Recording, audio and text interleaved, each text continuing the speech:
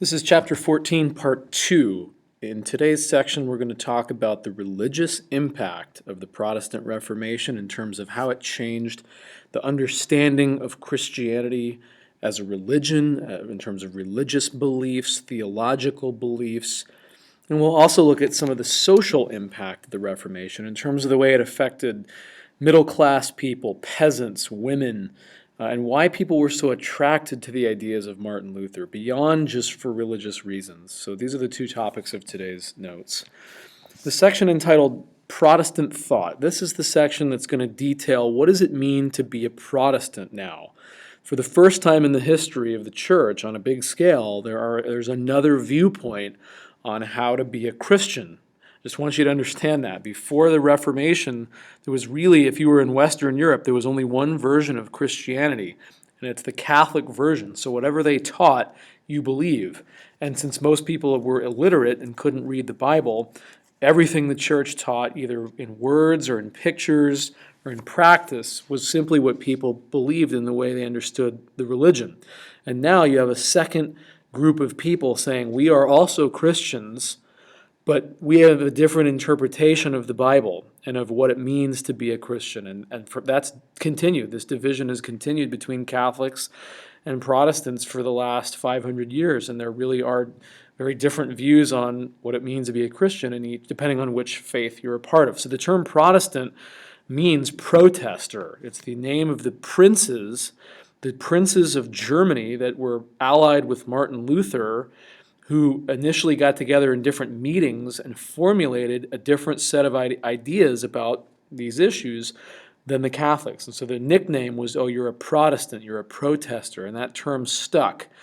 Initially, all protesters, all Protestants, were followers of Luther, because he and his followers were it. So initially the term Protestant was synonymous with Lutheran.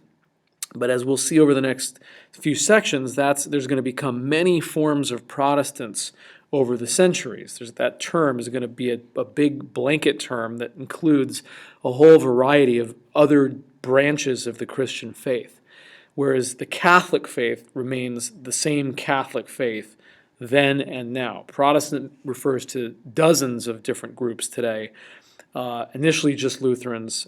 Catholics always refers to the Catholic Church still. All right, so here's some major differences between Catholics and Protestants formulated by Luther and the German princes. So there's 4 key questions. We're going to go over how does a Protestant answer this, what do they believe, what does a Catholic believe at that time. So first question, how is a person saved? In other words, what does a person have to do in order to go to heaven when they die and be accepted by God into eternal life? For a Catholic, the answer is you have to have faith, but you also have to do good works, deeds. You have to have behaviors and almost proof that your life matches what you say you believe. Your faith, and so examples of good works might be things like penance, or in this generation, buying an indulgence or collecting relics or doing charity work, giving to the poor. Any of those things are examples of good works. You have to have both. Martin Luther and the Protestants, you know this by now, faith alone, sola fide. Your belief alone is what determines your salvation. You believe that Jesus is the Son of God and you accept the teachings of the Bible for what they are. You repent of your sins. That's all that matters. So second key question, where does religious authority reside? That means where do we go for answers? When there's a question about what the religion means or what the scriptures mean, who's the boss? Where do we go for the answers? So the Catholic Church teaches the Bible, of course, but also the entire structure of the Catholic Church, the Pope, all of the hierarchy, all of the officials going down the chain of the Catholic Church, they have religious authority. And so do all of the traditional teachings of the Church, whether or not they're in the Bible itself. If the officials of the Church teach it, then it's true. So things like indulgences are an example of something that the church taught that you needed to accept simply because they taught it. Now, the Protestants, totally different view. The Bible, first of all, of course, is where you go for answers. And that's it. The Bible and your own interpretation of it as an individual Christian. This is important. The Catholics don't say that you have authority individually to interpret the Bible. The Protestants do. Your own conscience becomes important in Protestant faith. You read it, you think about it, you pray about it. What does it mean? You figure it out. What do you think that means for you? It's empowering. I hope you can see this as an individual. This is an empowering new conception of religion. It makes you part of the process. People are very attracted to that. It's almost democratic. It puts power in the hands of the people. So this is revolutionary stuff. What is the church? What is the meaning of that word, the church? So Catholics tended to say it's the clergy, it's the priests, it's the structure, it's the Pope and all of the people in the official positions of the church. That's what the church is, those people. Protestants say it's every Christian, every believer, every Christian is part of the universal church, the worldwide church now. Any Christian, we're all the church if we believe the Bible. So different definitions of what that means. And so one of them is inclusionary, right? One of them is exclusionary. And so you can see right away why this is so popular.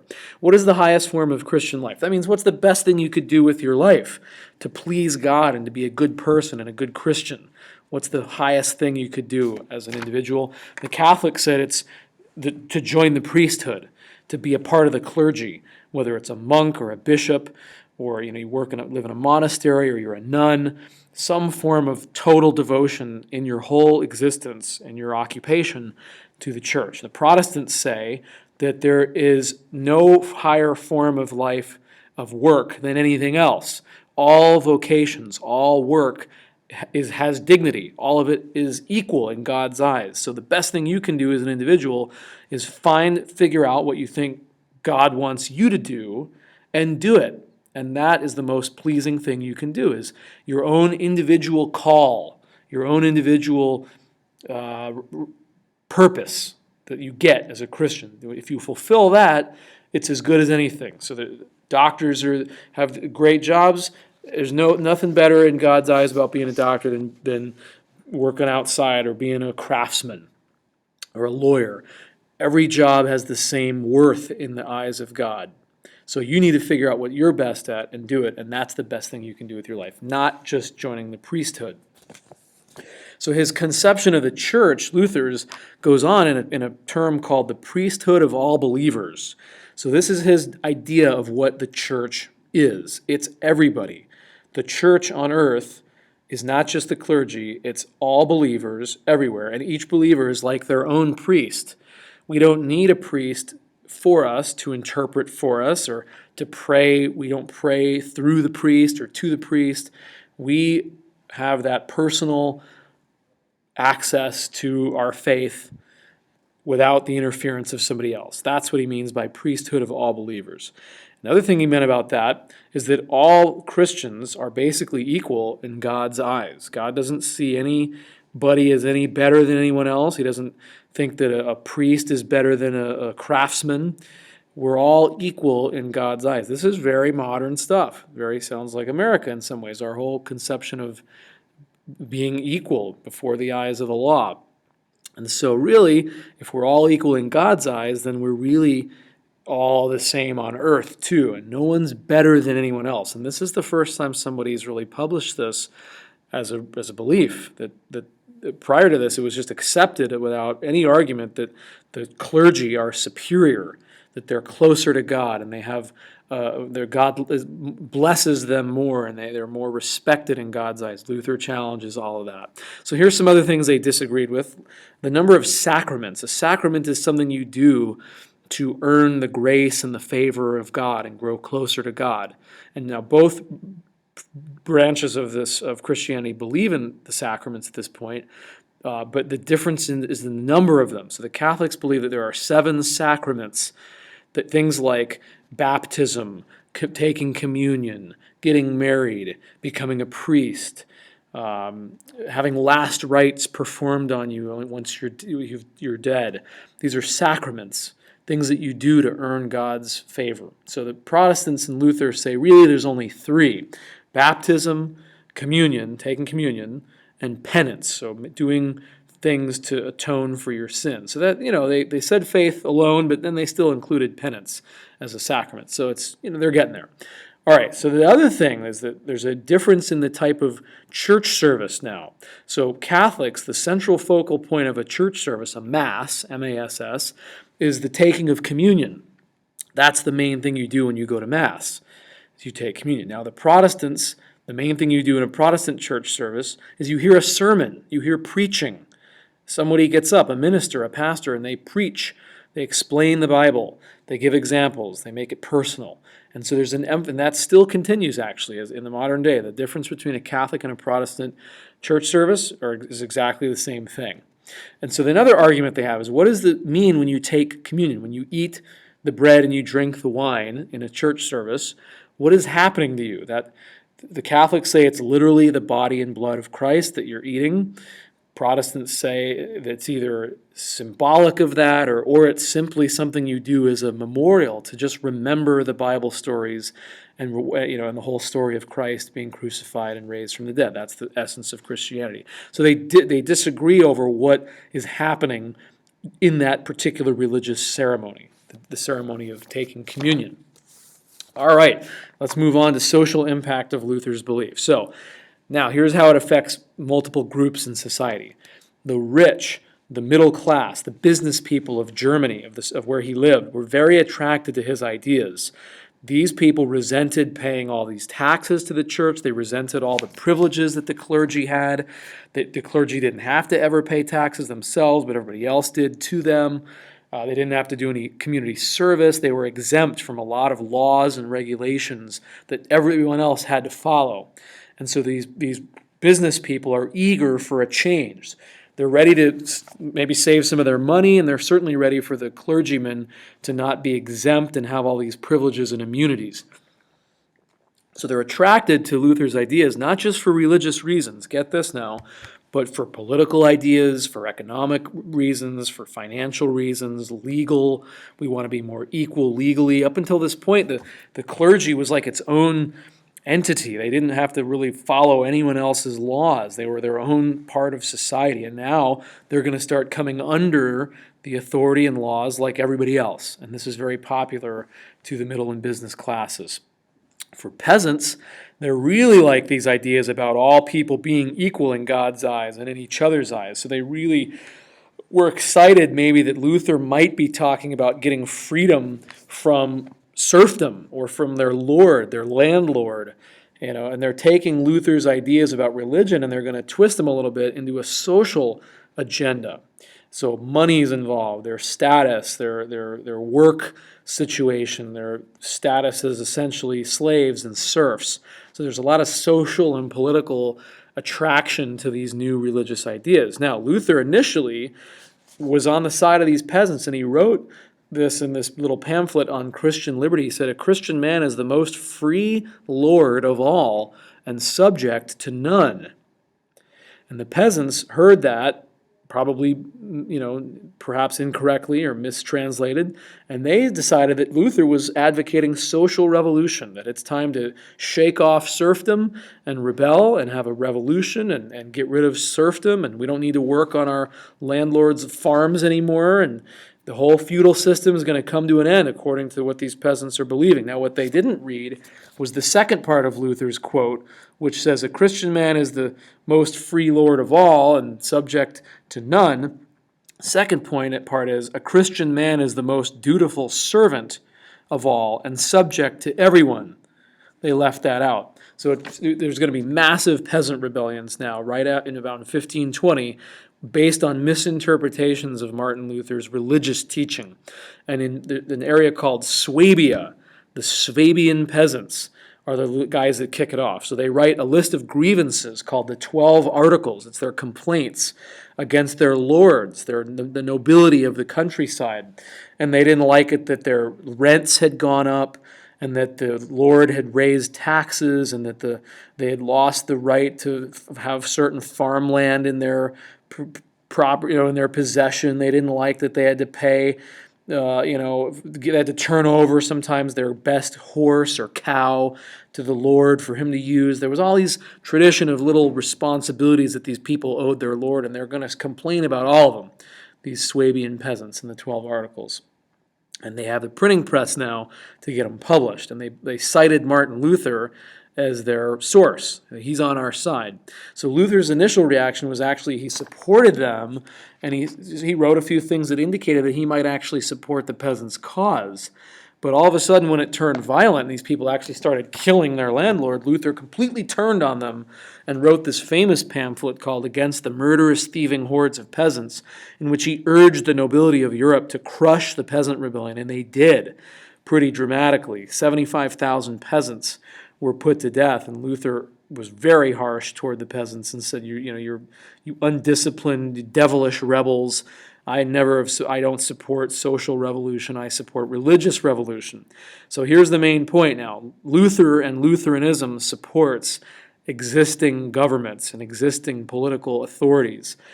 Luther is not a political revolutionary. So from here on out, Lutherans tend to side with the government of whatever area they're in. They support the powers that be in the existing political structure. Other Protestant denominations are going to challenge that, not Lutheranism. Lutheranism supports existing political authorities. Okay, 75,000 dead peasants, terrible bloodbath based on a misinterpretation of Luther for other purposes. All right, so here's a little picture of the peasants rampaging, and like so many other peasants in Europe, they just don't make it when they rebel. All right, so how does his beliefs become even more appealing to the wide variety of social groups across Central Europe, particularly?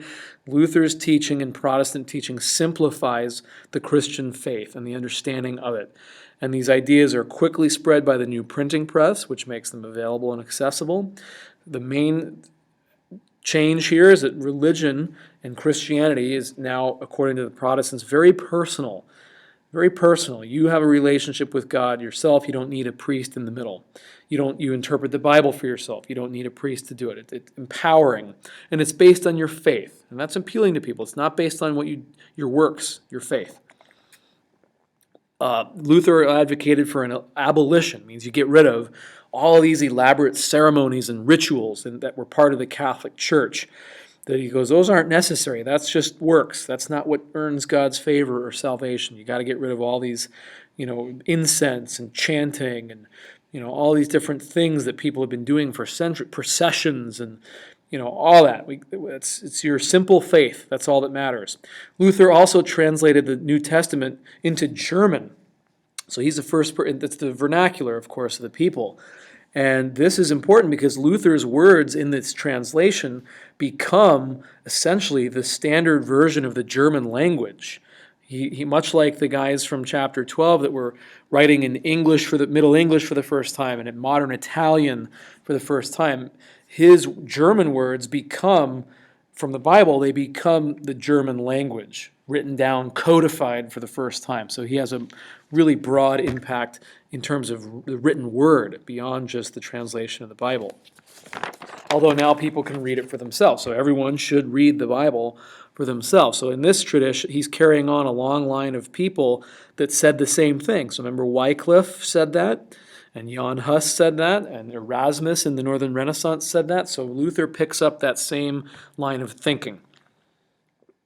And lastly, Luther's ideas and the new Protestant ideas become part of new songs and readings and little sayings that are very popular, very simple to read, that the purpose is to teach you what you believe as a Christian. And so Protestants are big on writing hymns, which are songs, and psalms, which are little poems, and catechisms, which are you memorize a saying, like a recitation. And the purpose is so that you can memorize. Maybe you can't read exactly, but through song, poetry, and sayings, you can learn what your new Protestant faith is all about. The famous example of this is the Apostles' Creed, which is it's a saying that you would memorize, where I'll probably show it to you in class. It's what you believe as a Protestant. It's memorized in a little back and forth between you and a minister. So this is how his ideas are spread and why they're very popular. The last section is how do Protestant teachings affect women? Well, it's an advancement. Most people say that Protestant faith was an advancement for most women. It emphasized the dignity of women, the worth, the dignity of women, because women, like men, whatever they do, their vocation all has an equal merit in God's eyes, equal worth in God's eyes. Men and women are equal in God's eyes. This is a radical teaching. And so to be a woman and to be a mother and to be a domestic person is just as valuable as anything else that a man is doing. So he didn't go on to say that men and women are equal on earth in terms of the law or their role in society. Of course not. But in the eyes of God, everything that anyone does with their life that's noble has an equal merit, equal worth. So all vocations, even being a woman, is really important. So another thing he did, Luther, he advocated the closing of all these convents, nunneries, places where nuns were, because that's not the best thing for a woman to do. Women should be married, women should be mothers. This is, nunneries and convents are a little strange, and he supported the end of monasteries for men and nunneries for women. And so lots of them left, wherever he had people believed Luther, they shut these places down, and all of a sudden the women were out and they got married. And so Luther exalted the Christian home as the place where Protestant faith really thrives, is in a good Christian home led by a father and a mother. He's big on family values. We would say traditional family values of having a mother, a father, living together, having children, not getting divorced, having that stability in the home. He was very much a fan of that, and we can play that out into the modern world and see how much that belief is still part of our culture or not. And so schools are created in Protestant territories for both boys and girls, because everyone needs to learn the Bible. And so they teach primarily religion and the scriptures, but for girls and boys alike. And he really promoted marriage. So Luther does something radical. He got married. So priests in the Catholic Church and monks cannot get married then or now. And Luther says marriage is from God. Marriage is a good thing. It's good to be married. That's not a bad thing. You can still be a minister and a priest or a pastor and be married. So Luther sets a precedent for the future of Christianity, where lots of members of the clergy are married. Not Catholics, though. Yeah, in Protestants, this is new to them and unique. So Luther got married. In fact, he married a runaway nun, one of these women that had left one of these convents and nunneries and was on the run, basically. He found her, and they met and got married and had 6 or 7 kids. And so he was the first to do this. He had been a priest, of course, but now he's no longer a part of that Catholic faith. He's leading a new faith where their ministers, their clergymen, do very different things with their lives, like get married and have kids, and all of that is okay. So summarizing here the teaching on women, it's a new attitude. It's a more modern attitude. It's not about laws and political status. Of course, women are still meant to be mothers and at home, but it was a new attitude of worth, dignity, and acceptance. And we'll stop here for today.